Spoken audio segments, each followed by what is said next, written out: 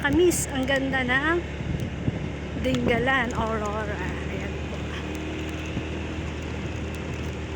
Sa ngayon kasi wala na tayong tourist dahil siguro tapos na yung kanilang bakasyon. Yung iba ay back to work na. Ako naman ay ngayon pa lang nag-uumpisa. Ngayon pa lang tayo mag-road trip nila.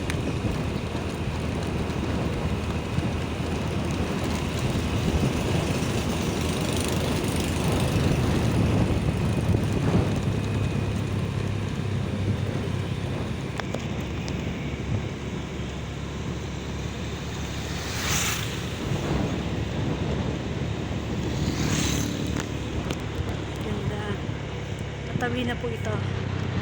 Pasok na tayo ng Barangay Matawid. Ganda ng sikat ng araw. Super hot.